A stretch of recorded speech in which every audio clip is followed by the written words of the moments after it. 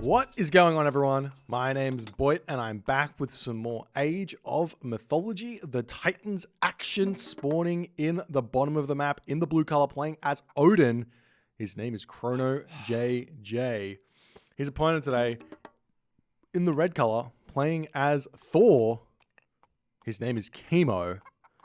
The map is Megalopolis, and this is a part of the AOL Iron Maiden's Fimble Winter Showdown, whatever you want to call it, his tournament. I'm excited to see this one. The map is Megalopolis. We have Kimo versus ChronoJJ, and I'm going to let you guys in on a little secret. ChronoJJ came to me, and he said, Boit, I need a build order. And I need it now. I want to play on Megalopolis, and I want to Heimdall rush my opponent as hard as I possibly can. And I said, you know what, ChronoJJ? I got you sorted. I've actually got my own build order all ready to cheese the hell out of someone in this tournament. Spoilers, mine didn't work, but we'll see if ChronoJJ can fare any better here. He is showing off a very, very interesting opening here, going for very heavy on this gold. He drags this hippopotamus in to his base.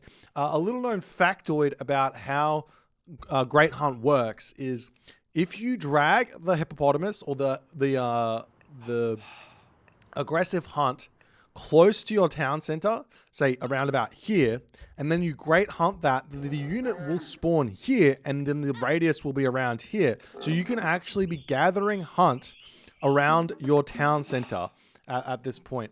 So we'll come and watch over here and see what ChronoJJ is going to do. He's looking for a very, very aggressive temple placement here. He sneaks off to the left corner of this map, very much out of sight, out of mind. Kimo, on the other hand, he's not going to be eating his hippopotamus for some reason over here. Not sure what's going on there. Still scouting around with this Ulfsark, looking for something to do here. So we'll see what's going to happen. ChronoJJ going to be pumping more and more villagers onto this hippopotamus here. Going to be advancing very, very fast here. And you can also see, look at this. His wood line is perfect on this map. He's got a gold mine plus a wood line here. So he can share this ox cart on this wood line. Does not need to get himself any extra any extra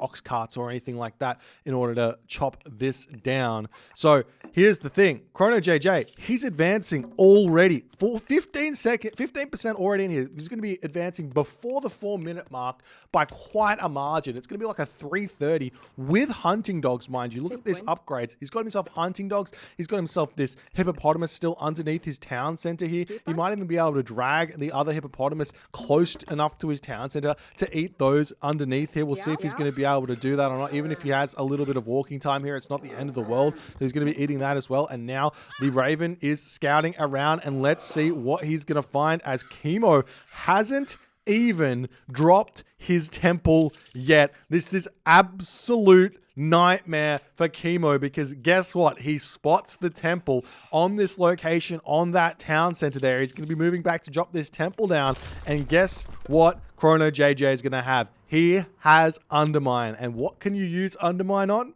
Well, you can actually use Undermine on a temple, as Kimo tries to drop it here. This Raven has not yet spotted, and he does spot it. Now, the way this works is, as soon as the temple hits the 3rd tier of this of the building animation, you can click Undermine on it, and it will kill it before it finishes. You want to use it right about now, and then it will be able to kill this temple off, as the Einhjar does wander in here. 2 Ulfsarks are out, and there it goes down. The Einhjar blows his horn. There's the longhouse coming out for ChronoJJ. He's got a lot of villagers on the gold right now. He's going to be making an ox cart, and he can start spamming out dwarves here in order to continue forward. Going to make himself raiding cavalry, Ulfsark, everything else. The gold mine is spotted on this location here. Kimo does have himself 200 230 gold in his base. So we'll see if he can get the temple up,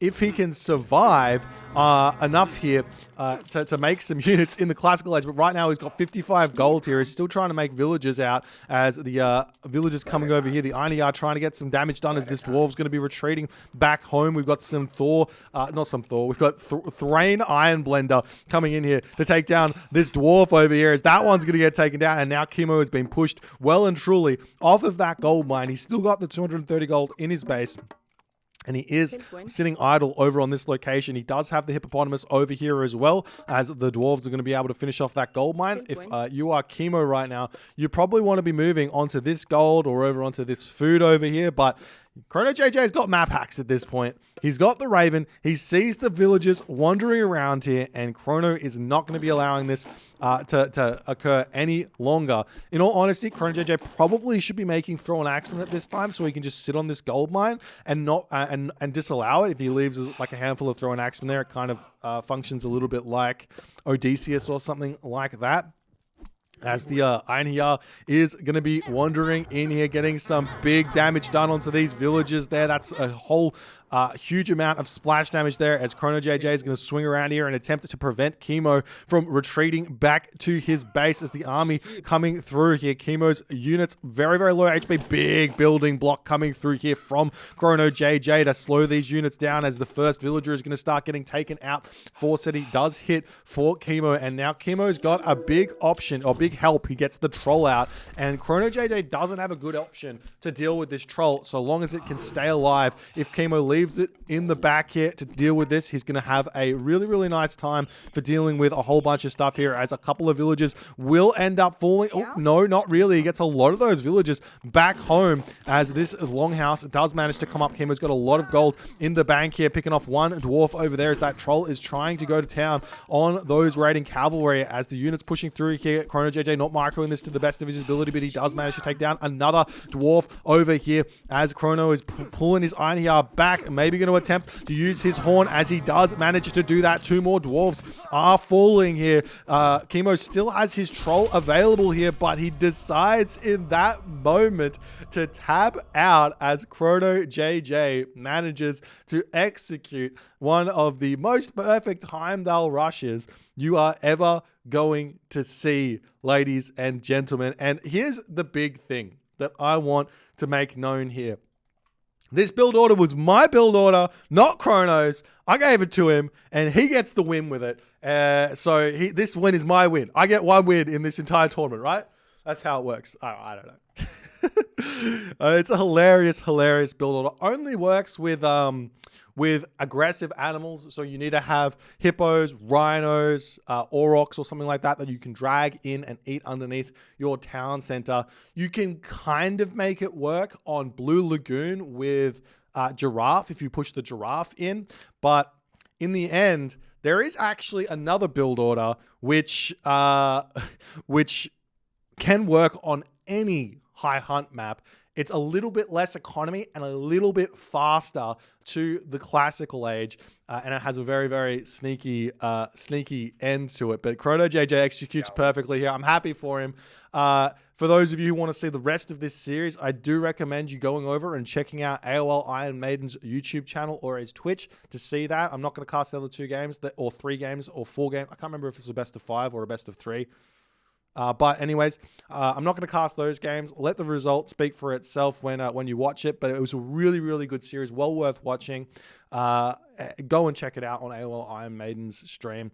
If you did enjoy this game, though, however, please consider hitting the follow on the Twitch. If you're on the YouTube, hit that subscribe button, and I'll see you in the next game.